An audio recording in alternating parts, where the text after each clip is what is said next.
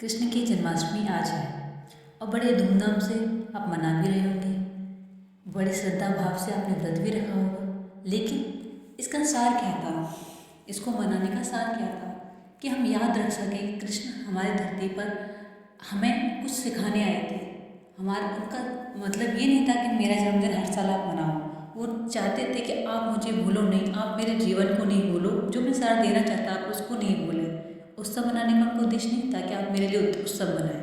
वो सर्वव्यापी भगवान है, उनके उत्सव वो आपसे ज़्यादा अच्छा मना सकते हैं। तो उनके जीवन का सार था क्या?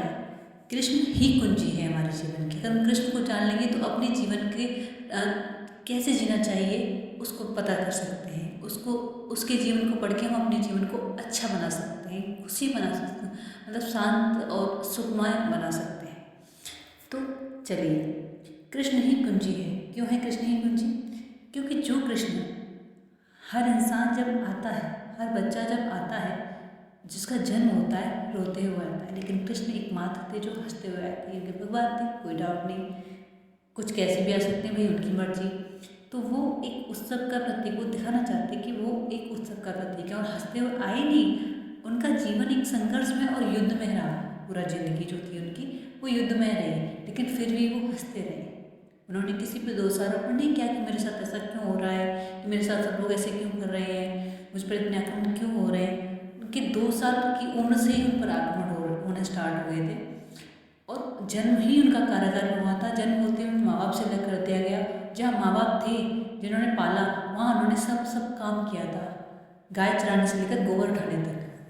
उसके बाद भी वो 16 वर्ष की अवस्था में उन्होंने अपने माँ बाप को त्यागा, क्योंकि उन्हें आगे दूसरे उद्देश्य पर जाना था।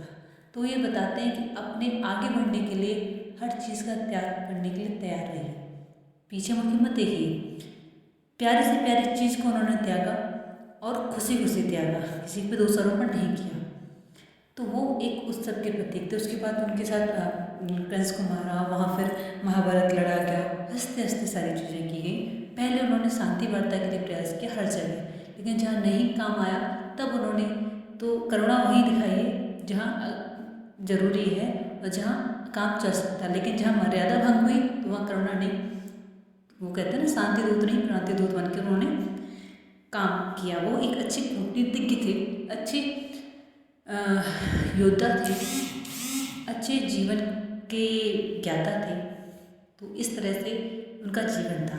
तो हम कृष्ण के जीवन से हम 8 चीज़ें, जो अष्टमी है उनकी, अष्टमी के दिन उनका जन्म होता है, तो अष्टमी के दिन हम उनके जीवन से 8 चीज़ें सीख सकते हैं। पहली है कि उन्होंने कर्म को महत्व दिया, फल को नहीं।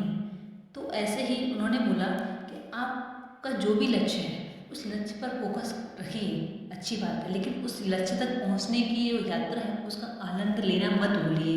ये मत सोचिए कि अगर मैं फेल हो जाऊंगा तो क्या होगा, मैंने ये काम किया, मैं नहीं हुआ तो क्या होगा। तो आप जो काम कर रहे हो उसको चिंता में करेंगे तो शायद उसका परिणाम वही हो जो आप सोच रहे हैं, और आप नेगेटिव सोच रहे हैं तभी आप चिंता कर रहे हैं। तो वो इसलिए उन्होंने बोला कि कर्म कर फल की चिंता मत कर। तो पहला ही सूत्र ये है कि कर्म कर फल की चिंता मत कर। तो उन्होंने कर्म किया, फल और खुशी खुशी उन्होंने इस यात्रा का आनंद लिया। तो हमें ये सीख लेनी चाहिए। दूसरी क्या थी? दूसरा था कि जो होता है अच्छे के लिए होता है। अगर आपके जीवन में कुछ ऐसा घटित हो गया जो आपके अनुसार आप सोचते हैं कि नहीं होना चाहिए था, ये मेरे साथ बहुत बुरा हो गया, उसको स्वीकृति दीजिए जीवन में। क्योंकि आप उसके लिए किसी को दोषारोपण करेंगे तो आपको ही दुख होगा। तो उसको स्वीकृति दीजिए और आगे बढ़िए।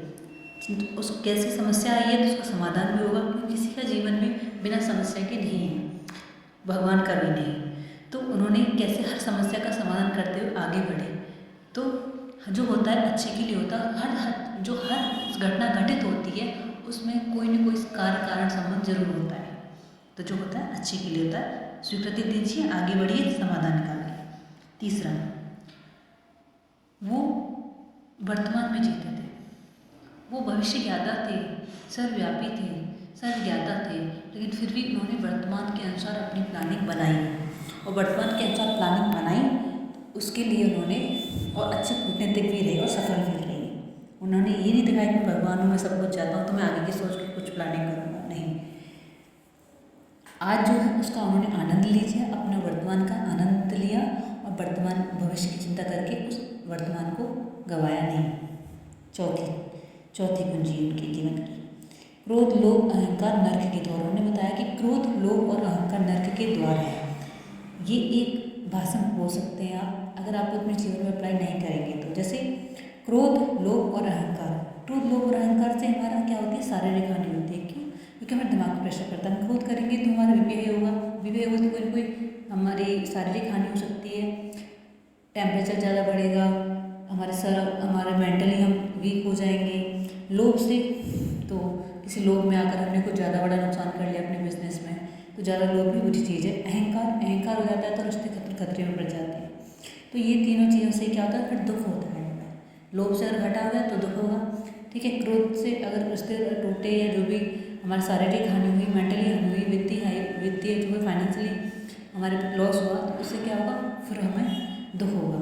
अहंकार से रिश्ते टूटेंगे तो हमें दुख होगा। तो तीनों नर्क के द्वार क्यों बोला, क्योंकि ये दुख देता है।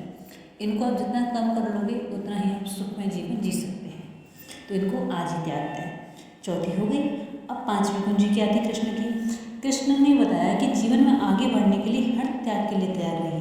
जैसे उन्होंने त्यागा, उन्होंने अपने जन्म लेते ही पैदा करने वाले माँ बाप को त्यागा। फिर 16 वर्ष की अवस्था में उन्होंने पालनहारा जो माँ बाप थे उनके पालन करता थे उनको त्यागा, क्योंकि उन्हें आगे जाना था। फिर वहाँ पर भी उन्होंने अपने सच्चे प्रेम को त्यागा, जो 16 वर्ष की अवस्था में कृष्ण ने मुड़कर नहीं देखा। राधा को लास्ट 16 वर्ष की अवस्था में जाते टाइम मिला था और बोला था कि इसके बाद मैं नहीं मिलूँगा। अपनी बंसी दे दी, उन्होंने बोला था कि ये बंसी मैं तेरे लिए बजाता हूँ, आज के बाद ये बंसी नहीं बजाऊँगा। बंसी भी राधा को दे दी, उसके बाद उन्होंने बंसी को टच नहीं किया। तो उन्होंने अपनी प्यारी से प्यारी चीज़ त्यागी, क्योंकि उन्हें आगे जाना था। उनके मेन उद्देश्य जो थे आगे राजनीति में, तो ये बताते हैं कि आगे बढ़ने के लिए हर चीज़ के लिए तैयार रहें, चाहे वो कितनी भी प्यारी क्यों ना हो। उन्होंने छठवीं कुंजी है, उन्होंने बताया कि बिना विनम्रता की बड़ी से बड़ी सफलता बेकार है। अगर आप कितने बड़े भी योद्धा हैं लेकिन आपकी विनम्रता नहीं है तो वो सफलता आपकी बेकार है। क्यों?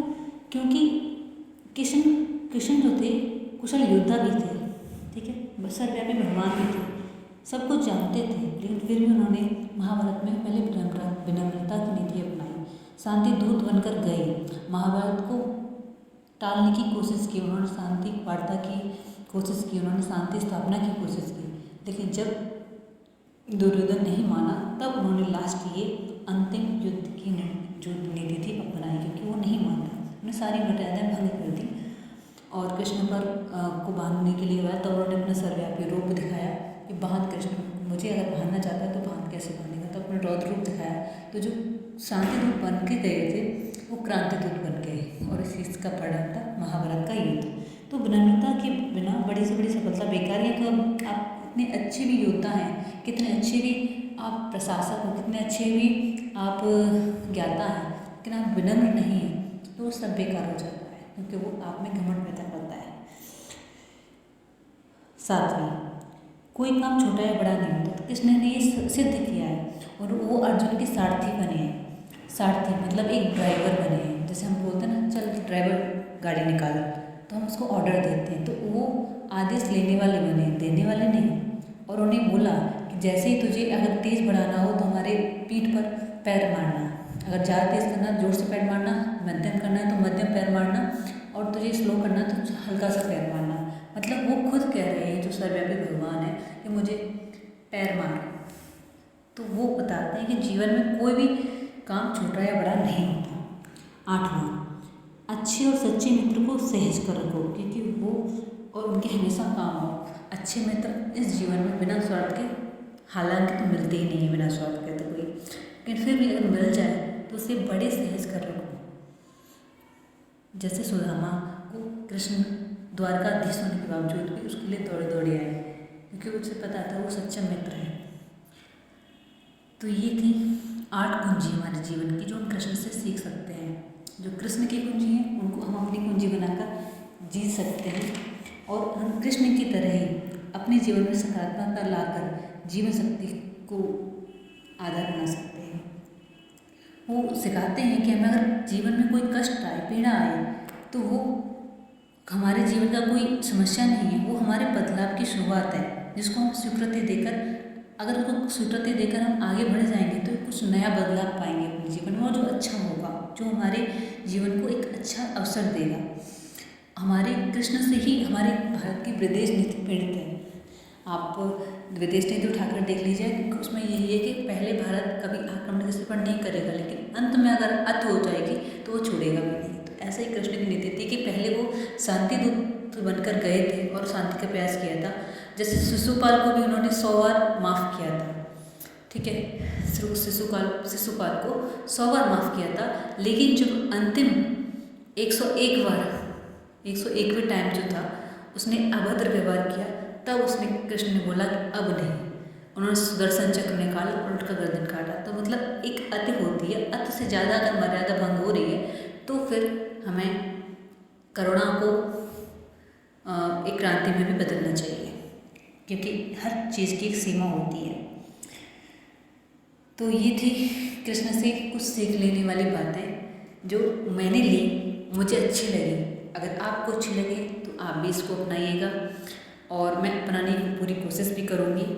तो आज के लिए हैप्पी जन्माष्टमी, और आप खूब उत्सव से जन्माष्टमी मनाइए और कृष्ण से जो जीवन की सीख मिलती है उसको अपनाइए।